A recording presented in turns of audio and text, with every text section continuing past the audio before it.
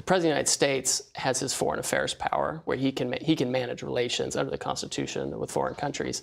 Congress delegated to the President the ability to take economic action in response to national emergencies in the International Economic Emergency Powers Act.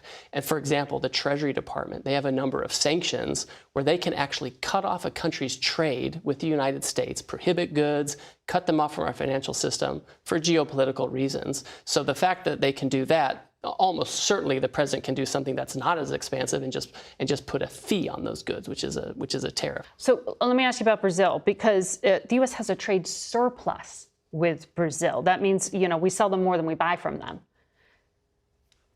So it doesn't seem to be consistent here when you have the president put 50% tariffs on Brazil, one of the highest of any countries. And at the same time, the president is bringing up things that have nothing to do with trade when he's justifying them. He sent a letter to the current government complaining about the prosecution of his ally, Bolsonaro, who allegedly staged a coup when he lost the last election. The president called it a witch hunt. This seems politically motivated and not about trade. There's a 10% tariff on Brazil because we have a surplus with them. That's the reciprocal tariff. And then there's a 40% tariff that the president has chosen to do under the International Emergency Economic Powers Act, like we would do any sanction where we see geopolitical issues. The president has seen in Brazil, like he's seen in other countries, a misuse of law, a misuse of democracy, what one might call lawfare.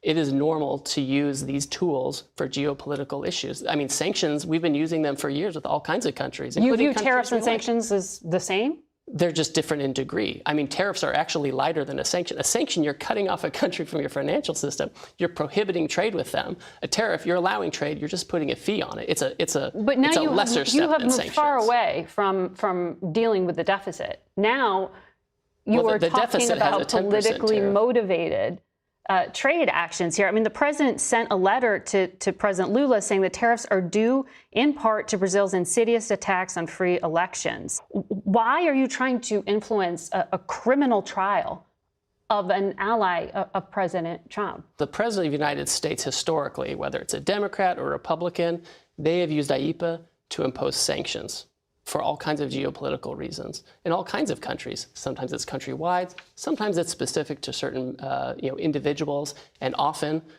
foreign leaders and foreign officials. So this is not way outside the mark. When it comes to trade, the big deal that is pending out there is how is the president going to deal with China? There's an August 12th deadline, and if that deadline is not met, you have said tariff levels could snap back to above 80%. Is that deadline going to slide? So that's what's under discussion right now. I would say that our conversations with the Chinese have been very positive. We have discussions at the staff level, at my level. President Xi and President Trump have had conversations. They said that it's sliding. The Chinese said it's sliding. That's something we're working toward. That's what we talked about. So you're not there yet. And so they want to do that. We're working on some technical issues, and we're talking to the president about it. I think it's going in a positive direction. I'm not going to get ahead of the president, but I don't think anyone wants to see those tariffs snap back to 84%. Did you get any commitments in those 2 days of talks in Stockholm? So yes, we did. Yes, we talked about, and I won't go into detail because they're confidential conversations between two governments, but they really focused on rare earth magnets and minerals. China has put a global control on the world, and so for the United States, we're focused on making sure that the flow of magnets from China to the United States and the adjacent supply chain can flow as freely as it did before the control. And I'd say we're about halfway there. You can find our full interview with Ambassador Greer